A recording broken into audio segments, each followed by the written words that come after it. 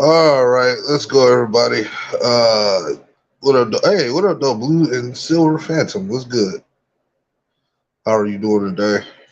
Uh, okay, so just to give everybody a quick wrap up, for all those who may or may not be in the chat yet, your boy has been battling the illness. I've been sick, but really, me and the family have been sick for the last week. So it started really around Tuesday, I guess you could say, last week and last year, basically, and we still recovering now. I want to say it was the flu, but sometimes I wonder if my folks had the COVID. I'm not sure, but I know I've been sick and I'm still trying to recover. So this one ain't gonna be a long one. Ooh, I feel like I got sneeze now, but hey, hope everybody had a good New Year's, man. I hope everybody holiday was fruitful, and I hope y'all able to cash in on your goals, your personal life goals, and man, what you want to do. Um, yeah, I knew it was coming. Definitely. Shout out to the Lions for their last victory they had. I know they got stumped out by Carolina. I had to work that weekend when they lost to them, so I couldn't even freaking make any content involving that. And then, like I said, I'll come home from work and take care of the family because they sick, and then I get sick. So it all just kind of bunched up on me, and I when they would quietly do nothing. And at the end of the day, Lions at the end of the day, they are in position to make a playoff run. Yeah, I've been straight on the tea and honey, blue and silver, man. Phantom, I've been all with the honey and tea, man. I tried when I first started feeling the signs. Drank like 3 cups of tea, and I still woke up messed up, man. I was mad as hell. Um, yeah, man. So obviously, Lions go ahead and take care of business. And I gotta say, it was a good thing to see. It was a good way to bounce back. Last week took an L, and that night we bounced back. Type of thing. That's be corny, but the run game. Everybody, it was a collective unit, man. Everybody participated in that win. Yes, the Bears are not that good, and they got a lot of cap and stuff like that next year. But having the most cap in the world don't always mean you're gonna win anything.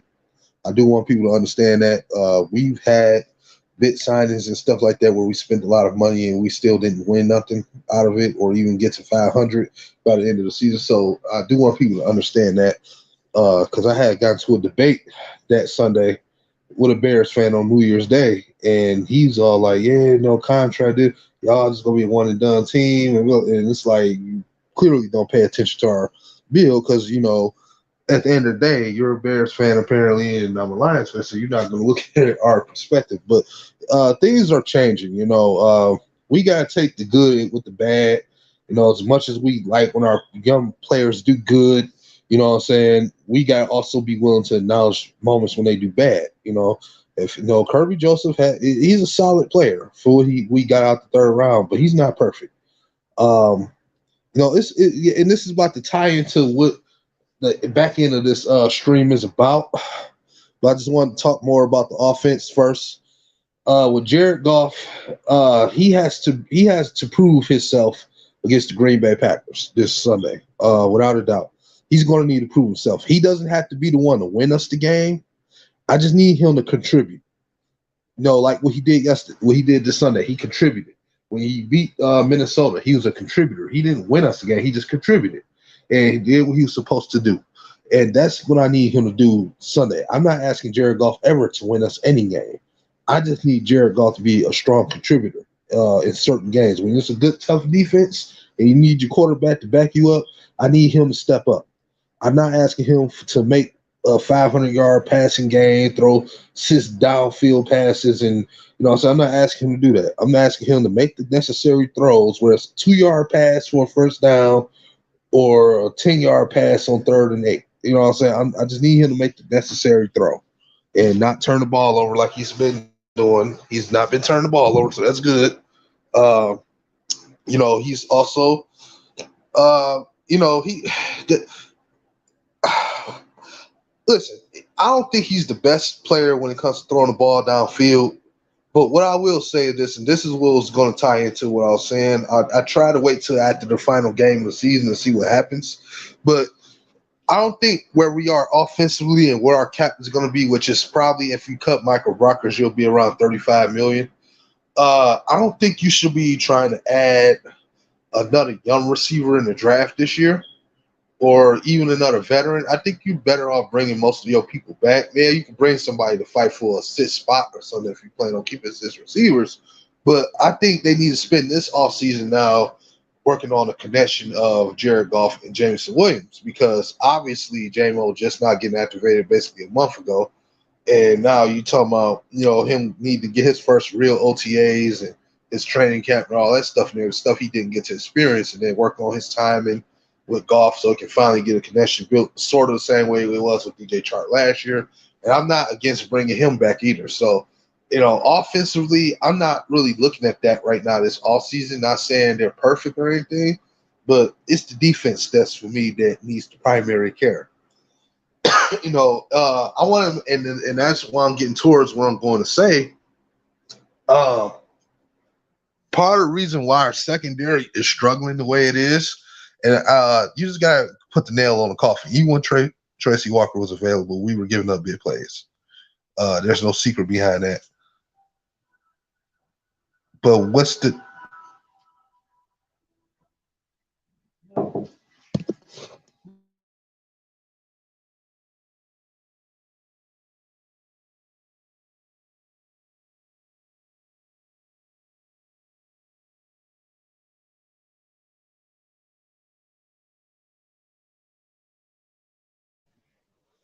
Yeah, sorry about that. Y'all heard noise. But no, what I was saying about the secondary was one reason why it's been giving up big plays, arguably. I still feel like it's because of the linebacker core. Our linebackers, yeah, they've made some improvements, but our linebacker core is still a huge work in progress. We need a big end zone target. You talking about a wide receiver?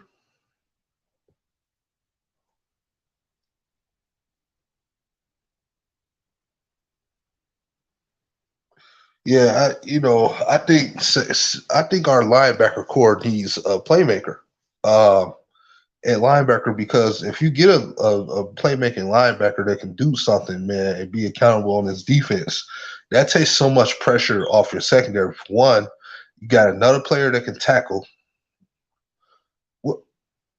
and you pretty much got a guy who can help in coverage. If you can find me a linebacker that can do that, when you add a Rodrigo and Derek Burns into the fray, I think that improves your linebacker core, and that takes the stress off of what your secondary has to do. And then it gives you a chance to, maybe you could say, okay, now I can add a young piece or another veteran piece, and now the secondary can improve. But to assume that you need to go DB heavy in the draft, I think you should hold off on that. I ain't saying don't draft a DB in the top 3 rounds. It's just I don't want people thinking that you have to draft like 3 DBs in order to fix the secondary.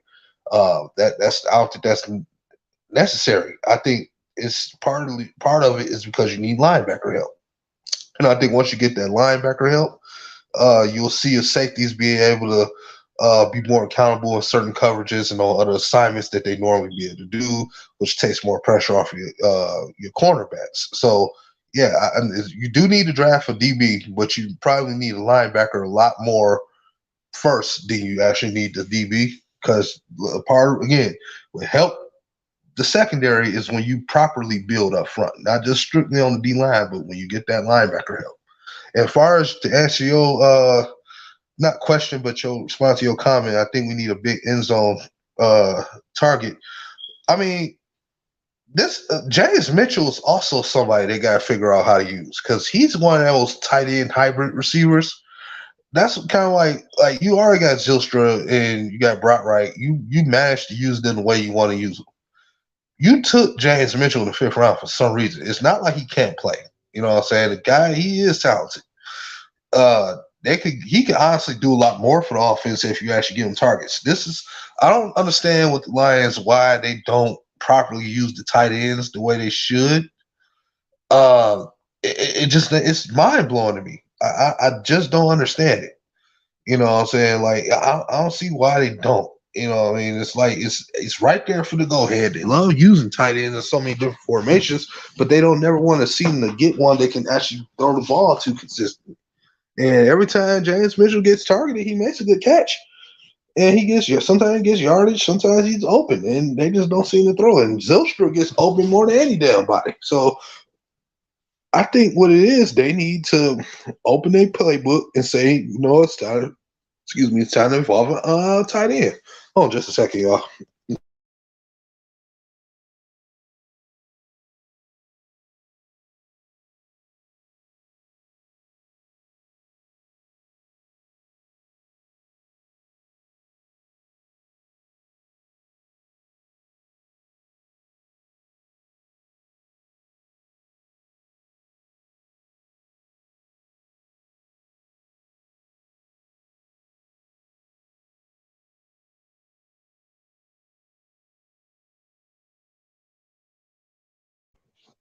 All right.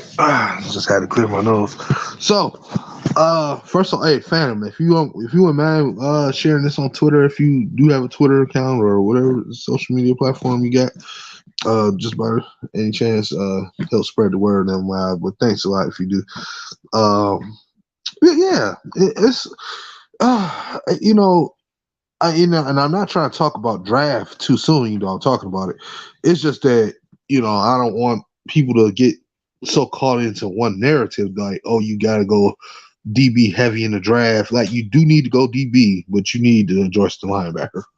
And to me, you still need another young D tackle to roll in that D line. It's like your defense is way incomplete, more than just the secondary. Like, you got to get some things dealt with, primarily this all season on that front seven, and then also target the secondary. And I'm still not opposed to taking a young quarterback in between the third and fifth round area. So, yeah, it's the things that this franchise got to do. Now, I want to also respond to some things that I've been noticing. We know that Pat McAfee caused so dissing the Lions and stuff like that. I know he apologized about it. His scenario involving the whole, he tried to reach out to Dan Campbell, and they denied him that. I understand. I can't believe I'm saying this, but I actually understand why the Lions did it. What I didn't agree with was the Lions attacking Pat McAfee about whining over it, because it's like, God, it's not necessary to go attack somebody about it. You know what I'm saying? Over something like that, because he had a little temper tantrum about not being able to get an interview with Dan Campbell. I think that was a little petty by Lions fans on Twitter to do that. But I also think that the Lions were in the right to kind of deny that interview. Y'all have to understand what Pat McAfee has to understand too, is that this is Dan Campbell's first time as a head coach where he's actually in playoff implications. You know what I'm saying? They start off 1-6, and then they push themselves to be in a playoff spot, which is what we all kind of hope, right? So with the last game of the season, one game we need help to get in there, and then they need to still do their own thing. He's trying to focus extra hard on any weakness he can exploit in Green Bay, who's playing better football now than when we last faced them, and to make sure that they're ready for this cold game on Lambeau Field late on Sunday night game. This young team needs to be ready. That means he needs to have all hands on deck with them at all times.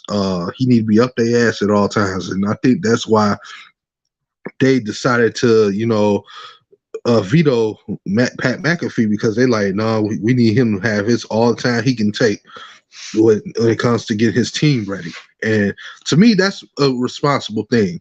Because it's like, okay, fine, he go on there for 10 minutes to talk about some stuff, blah, blah, blah.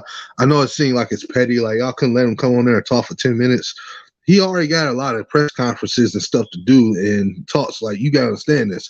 They're going to be extra hard in communication and stuff like that, because it's a bit Sunday night game.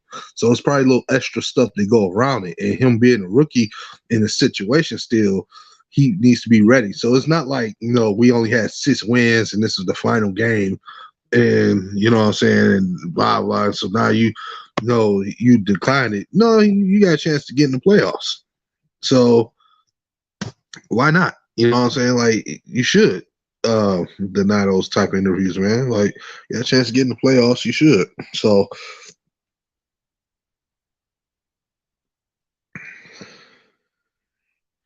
it looks like the AFC will be added on the playoffs when and you are in. What up, Mike? What's going on, man?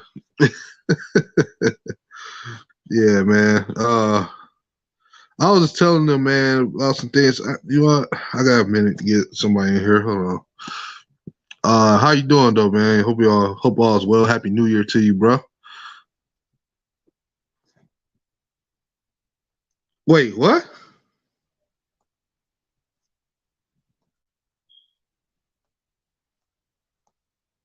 Hold on. Are you serious? What a minute. Yeah, okay, because I don't need, yeah, what overall is good, man. Yeah, Happy New Year. But you say, wait, you serious? They're adding an AC due to the Bengals bid. Oh wow, are you serious? Dang.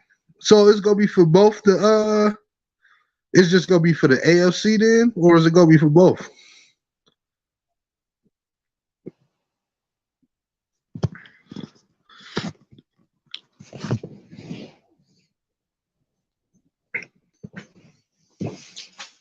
Wow, that is so interesting.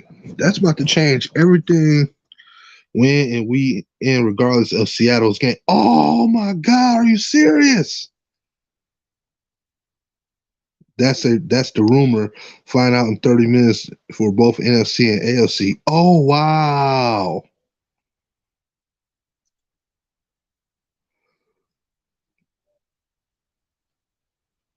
Oh my God.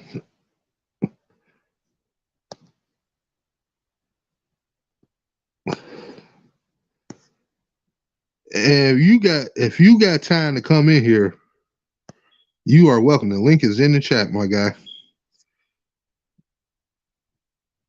Wow. Okay, see, I wake up today and some things you just don't expect to hear. What the hell? If Seattle loses, Packers automatically in. They would rest their starters. I'm about to go live in 30 minutes. Oh, okay, okay. Oh, all right, all right, all right. Oh, wow. This just blew my mind, bro. Oh my goodness. Okay, okay, I appreciate it anyway, but still, appreciate you showing up and letting me know. Good Lord. Damn. Yeah, that's what I'm saying. This changes every damn thing now. So at this point, do the damn game even need to be flexed to Sunday night football? Or I guess we can just keep them there since the Lions are a good team sort of this year. So I don't know. I guess might as well, since we is getting media attention, might as well take advantage of it. But damn.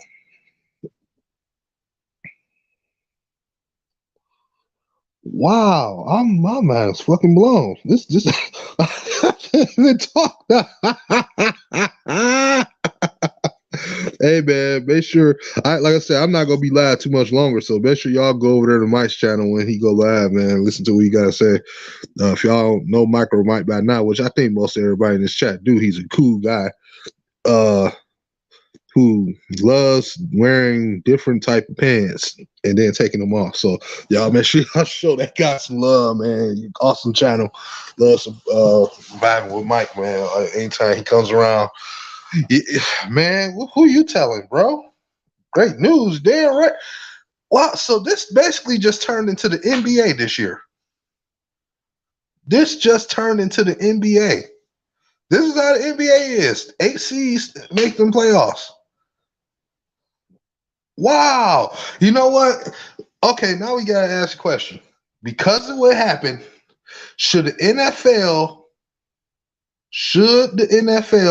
reduce another preseason game? Should the NFL reduce another preseason game and add an 18-game season?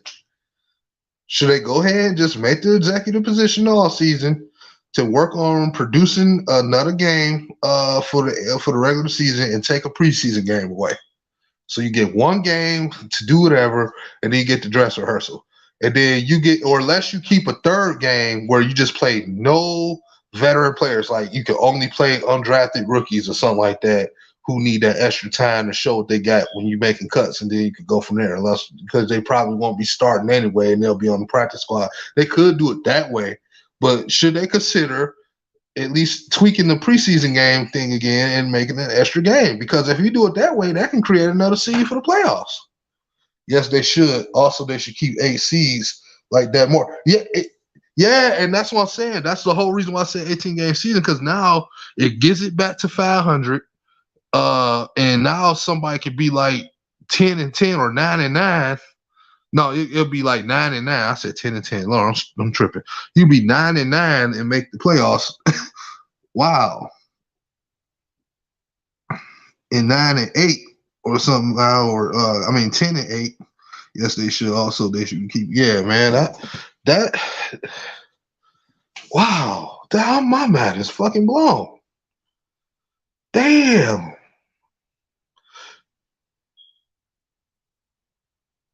Oh my goodness. Oh, I can't even talk about what this stream was originally going to be about. What in the fuck? Oh, wow. I'm going to be tuning into your stream in a minute. I'm going to just say this real quick. When it comes to Jeff Okudah, I know he's gotten benched the last couple games, and no, I'm not saying that this guy is he's going to be a top 3 corner in his career. No, he may not be. He may not ever be a top 15 corner for all we know. And he messes up. But can we do one thing though, people? First off, before we just continue to throw the word garbage on everybody, can we get him in the off season and give him a chance to go seek out tutorship from another veteran, like, Richard Sherman, if he holds a camp, or if Darius Slay holds a camp, somebody he can learn more techniques from to add to his game, which gives him better tools to fight with when it's time for him to fight for a roster spot and fight for the starting or the starting lineup, and just help him get better. You know what I'm saying? We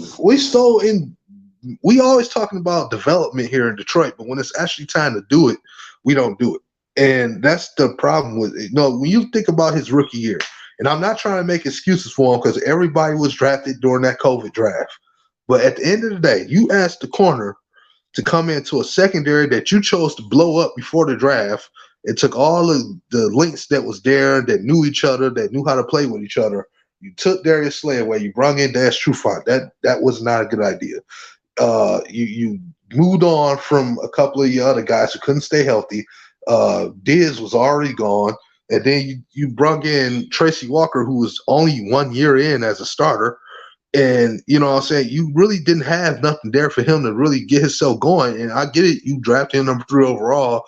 But if you took him just to be a backup, that was, for his first year, that was a mistake. You were supposed to bring him in with a veteran that he can actually learn and get better around. And that did not happen. And then your team and coaching style was terrible to make that even first. So you coming into offseason on COVID, which means you ain't had a real OTAs, you was in a bubble.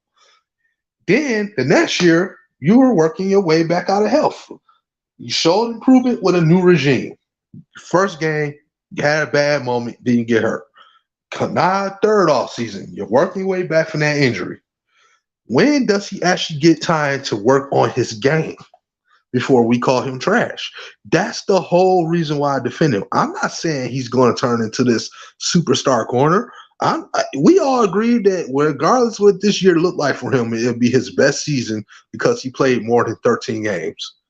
And he's played more than 13 games. So can we stick to what we initially said in the offseason? We wasn't saying this when he was missing in the Bills game because of the concussion, and we felt that he could have helped us win that game because their receivers kept going off, and we didn't have enough manpower in the secondary to deal with him there the way we were playing Josh Allen. So what about the pick six? What about, okay, they say he has safety help over the top, but y'all didn't care. Y'all was relishing the fact that he was beating up people at the line of scrimmage. Give him more time to learn new things before we run people out of here. That's all I'm saying. I'm not saying you got to hold on to him forever. If he don't get better, he don't get better. Move on from him after next year. But if they choose not to pick up his fifth-year option, fine. But let this young man learn. Let him have the mindset that guys like, even though Hawk isn't perfect, at least TJ still went out and sought help every offseason. He's what the top tight ends in the league.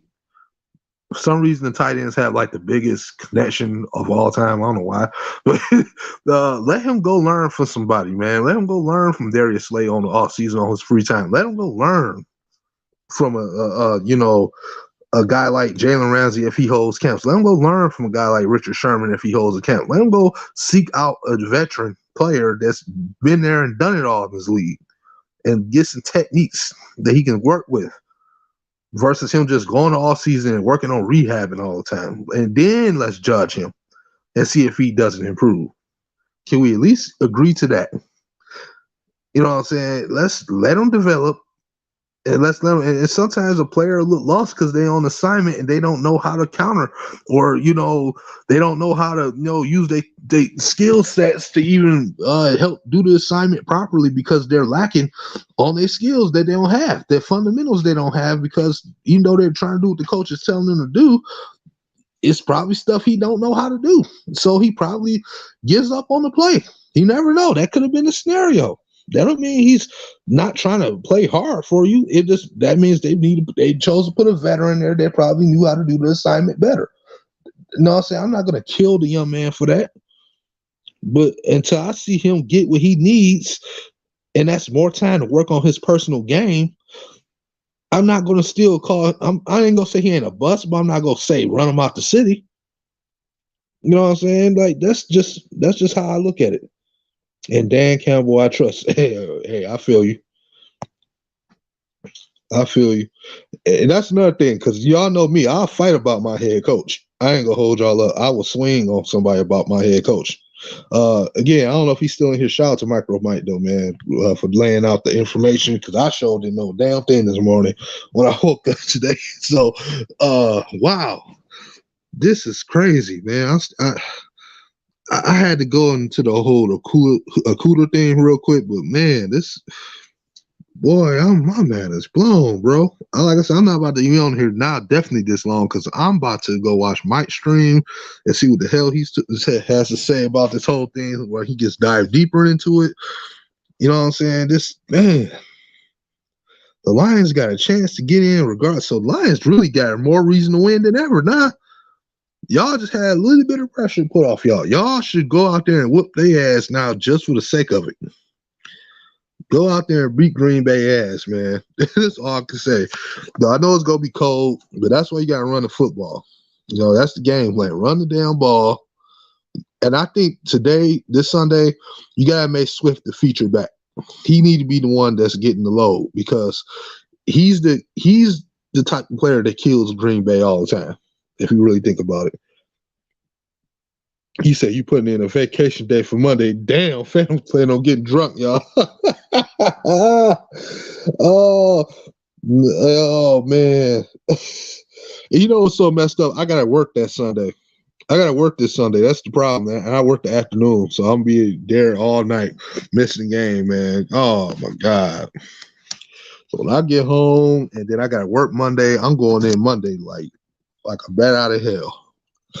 He said he put in a vacation on Sunday. Yo, I do not blame you. Hey, man, you going to show up that next day. You come afterwards, that Tuesday. He going to show up with that long black sleeve T-shirt with that Lions logo on it with his hands out like that Ice Cube meme. like, what? My Lions in the playoffs? Say what? What now? Sucker. Oh, man.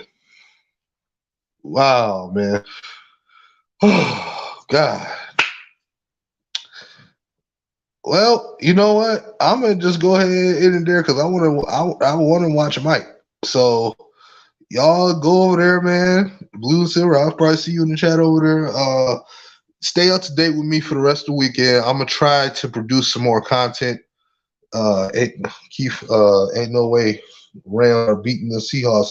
There's always next year. I ain't never know. It's any given Sunday. It's any given Sunday.